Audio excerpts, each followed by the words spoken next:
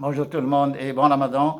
Déjà la troisième semaine et il y a beaucoup de personnes donc, qui se sentent bien. Il y a déjà des résultats qui se sont apparus. Bon, il y a des personnes qui y ont déjà senti donc, un impact donc, sur leur vie. Donc nous avons essayé de vous accompagner durant tout ce mois de Ramadan, surtout donc, cette Fake TV français, hein, disons la version française. Et parce que version arabe, donc il y a actuellement quelques 500, on va vers les 540, 550 vidéos, mais en langue française, on a à peine commencé. Mais de toute façon, ça va pas se traduire, mais on aura la même chose. Donc la version arabe, ça va être dit en langue française, Inch'Allah. Donc, on avait recommandé un régime végétarien, un régime naturel, cuisson à la maison. Pourquoi? Parce qu'on avait dit que c'est riche en antioxydants, en fibres, en phytostérol, en phytostrogène, etc. Et on avait arrêté les viandes, toutes les viandes, y compris la volaille, parce qu'il y a le cholestérol, il y a le gras saturé, il y a les antibiotiques, il y a les hormones et tout ça. Et puis, on a recommandé le poisson. Et le poisson de la mer, le poisson naturel, c'est pas le poisson donc élevé dans les bassins. Sinon, c'est la même chose que le poulet, hein, parce qu'on lui donne à manger et on lui donne donc des choses qu'il peut accumuler. Et puis, on avait dit pendant le jeûne, si vous faites ça et que vous jeûnez et que vous faites du sport pour oxygéner le corps, hein, pour faire entrer le maximum d'oxygène, là, ces trois facteurs-là, normalement, vous ne devez pas avoir des problèmes, surtout les problèmes des maladies chroniques, les inflammations, les maladies chroniques, enfin, surtout les maladies auto-immunes. Bon, les maladies chroniques, c'est des maladies qui durent quand même, qui vont rester avec l'individu jusqu'à sa mort. Et normalement, ces personnes-là, ils n'ont rien, il n'y a pas de solution. Il n'y a pas de solution. Quelqu'un qui a une psoriasis ou qui a une sclérose en plaques ou qui a une bicette ou qui a un lupus ou qui a même les choses qui se rapportent à la thyroïde. Donc, on avait parlé la fois passée donc, de l'Hodgkinien, non Hodgkinien, et puis donc le syndrome de Gauchereau. Il y a beaucoup de choses, même le Parkinson, Birmer, Guillain-Barré, tout ça. Ça, c'est des maladies qui vont rester avec l'individu jusqu'à sa mort. Même une hypertension, ça peut rester si vous ne trouvez pas la solution. Ça peut rester une hypertension, une diabète. Disons, un asthme et des allergies, des trucs comme ça c'est des maladies chroniques. Et puis, le gros paquet, c'est les maladies auto-immunes. La plupart, enfin, toutes les maladies auto-immunes, c'est des maladies chroniques. Et il n'y a que ça, il n'y a que ça. C'est régime naturel, cuisson à la maison, arrêtez le lait et la viande. Et puis, aidez-vous par ce jeûne et mouvement sport. Bon, on peut augmenter ça par certains disons, on peut renforcer ça par l'augmentation donc de la concentration en antioxydants. Ces antioxydants n'existent pas chez l'animal, ils n'existent que chez les végétaux. On peut l'augmenter par la phytothérapie, par exemple, mais la phytothérapie, donc, les collègues donc, qui s'intéressent beaucoup à la phytothérapie ne marche pas avec un régime normal, c'est-à-dire les gens qui prennent des snacks, des junk food, des fast food, tout ça, qui fument, les femmes qui prennent des pilules ou les gens qui boivent de l'alcool et tout ça, la phytothérapie ne marche pas. Donc la phytothérapie marche avec un régime naturel et avec du sport. Et même plus, je dirais même plus. Et sinon ça ne marche pas parce que les plantes actuellement, ils ne peuvent. Avant, on pouvait guérir des maladies avec les plantes. Pourquoi? Parce que les gens, ils bougeaient bien, ils avaient une cuisson à la maison, ils avaient un régime naturel. Et il n'y avait pas de pollution, il n'y avait pas d'OGM, il n'y avait pas d'industrie. Mais avant, maintenant, avec l'industrie, avec l'invention donc des additifs et l'invention de beaucoup de molécules qu'on fait admettre donc aux gens sans qu'ils nous connaissent, sans qu'ils ne se rendent compte de rien, et avec le mouvement, les gens ils ne bougent plus, etc. Donc la phytothérapie, attention, il marche très mal, mais de toute façon, il peut aider si vous jeûnez, vous pratiquez du sport, un régime naturel, la phytothérapie, ça marche. Et même toute la médecine douce, d'ailleurs. Même les gens qui ne peuvent pas bouger font de la kinésithérapie. Et puis, la concentration en antioxydants, ça aide beaucoup parce on est exposé à beaucoup de radicaux libres. On est exposé à trop de radicaux libres. Vous voyez, on est intoxiqué parce que actuellement la pollution de l'air, la pollution de l'eau et la pollution des aliments, donc on a trois grandes catastrophes actuellement. On est exposé. Et si déjà, disons, les antioxydants, si les gens qui peuvent donc s'acheter, qui peuvent se procurer certains compléments alimentaires, pourquoi pas, les gens qui ont un peu d'argent, parce que malheureusement, donc c'est pas remboursable. Il y a un projet actuellement en Amérique, là où on va rembourser donc ces compléments, mais c'est encore au début. Bon, c'est déjà proposé. Et les compléments alimentaires riches en antioxydants, les meilleurs, c'est les produits de la ruche, donc propolis, la gelée royale, mais ne prenez pas n'importe quelle gelée royale, ne prenez pas la gelée royale avec le miel, ne prenez pas la propolis avec le miel.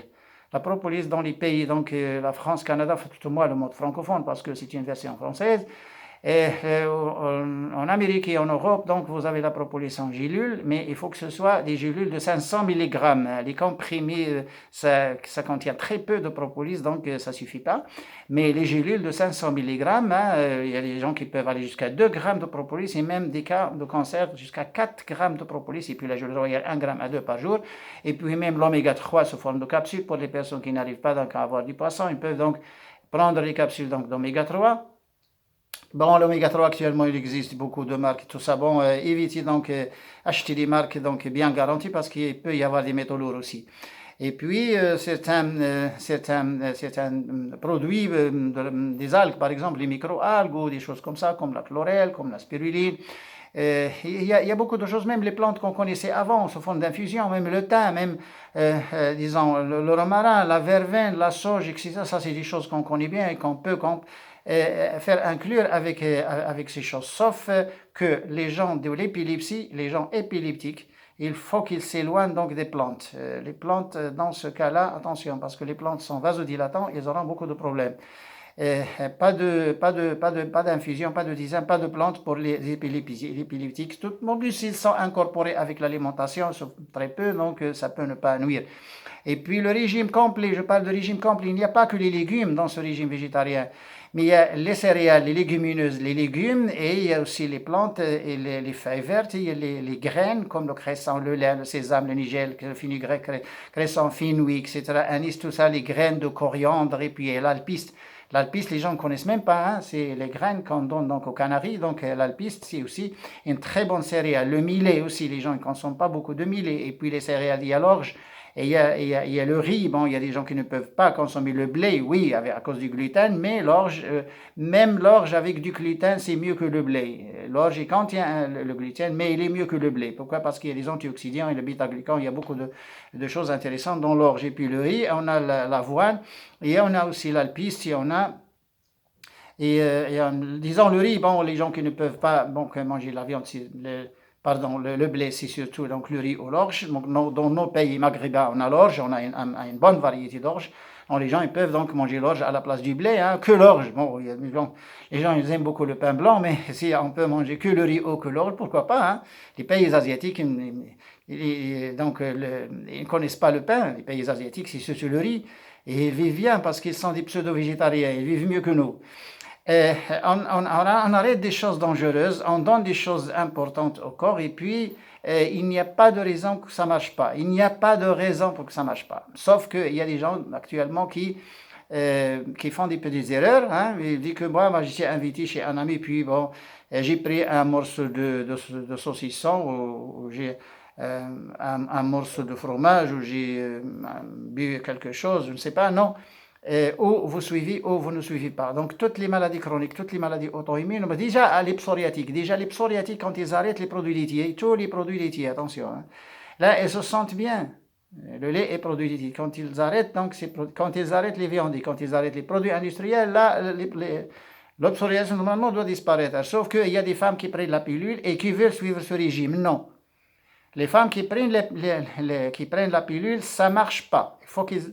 Parce que déjà, elles sont sous un choc hormonal, elles sont déjà sous une concentration élevée en hormones, et ça ne marche pas. Hein, voyez, il faut qu'ils arrêtent ces hormones. Et les femmes qui ont subi, qui ont pris donc, ces hormones, c'est-à-dire la pilule pendant 7 ou 10 ans, un historique lourd, donc il faut qu'ils aillent faire une saignée. D'ailleurs, la saignée, tout le monde peut la faire. Vous voyez, avec ce que je dis, il y a 3 grandes composantes. On a des régimes végétariens naturels, pas végétariens, pseudo-végétariens, nature de cuisson à la maison. Et puis on a dit le jeûne, hein, le jeûne c'est un facteur déterminant, et puis le mouvement c'est pour l'oxygène, on aide un peu par les autres choses, kinésithérapie, phytothérapie, mouvement, sport, etc. Tout ça c'est bon. Et puis on augmente la concentration en antioxydants si on trouve des choses ici, on peut les acheter, sinon déjà le régime il est suffisant. Déjà, le régime est suffisant. Ce n'est pas la peine que les gens aillent chercher ces choses parce que c'est bien que les personnes, quand ils entendent une plante ou quelque chose comme ça, elles continuent à la chercher, à appeler au téléphone, à entrer sur Internet. Et vous voyez, voilà. Ce n'est pas un miracle. Une plante, ce n'est pas du miracle. Déjà, le miracle, le grand miracle, vous l'avez dans votre cuisine. Si vous faites une bonne cuisine et que vous mangez bien, vous mangez très peu, vous ne mangez pas la nuit, que vous jeûnez, vous n'aurez pas de problème. Mais ce n'est pas aller boire les boissons gazeuses et aller manger des produits, prendre des snacks et des junk food, des fast food, et puis aller chercher une plante là pour guérir la maladie. Ça, c'est contradictoire. Si vous ne pouvez pas vous arrêter donc les junk food et les fast food, donc ce n'est pas la peine d'aller chercher les plantes ou d'aller chercher quoi que ce soit. Il faut qu'on soit clair. Donc ça, c'est quelque chose donc, qui va avec les maladies chroniques, toutes les maladies chroniques. Il y a beaucoup de personnes qui ont arrêté donc les comprimés, donc surtout les hypertendus. Les gens de l'hypertension, quand ils pratiquent un régime végétarien avec du sport, il y a des gens qui font des saignées. Saigner, ça doit être fait, saigner, c'est hijama, ça doit être fait. La saignée doit être faite chez un médecin ou à la rigueur un infirmier ou quelqu'un qui a un diplôme donc des sciences de la santé. Un médecin, un pharmacien, un biologiste, un infirmier, un kinésithérapeute, etc. Là c'est sûr. On peut la faire, il n'y a pas de problème. Et puis, si vous faites donc, si vous joignez donc ces facteurs-là, donc votre maladie chronique il peut bien s'améliorer. Il y a même des scléroses en plaques là où les gens se sentent bien une amélioration, sauf, enfin, pas tout de suite parce qu'il y a des sclérotiques qui ont déjà subi de l'interféron, qui ont déjà un stade arriéré, mais vous voyez, bon, là, ce n'est pas la même chose. Une sclérose comme débutante et une sclérose d'ailleurs qui se trouve à 10 et à 15 ans après des interférons, des pouces et des trucs comme ça, ce n'est pas la même chose. De tout moins, les femmes là, ils disent ah, je suis ce régime, mais ça ne donne pas de résultat. Ça ne donne pas de résultat si vous mâchez un chewing-gum. Si vous mâchez un chewing-gum, ça ne donne pas de résultat parce qu'il ne faut rien négliger, il ne faut rien pardonner. Ou vous suivez ou vous ne suivez pas.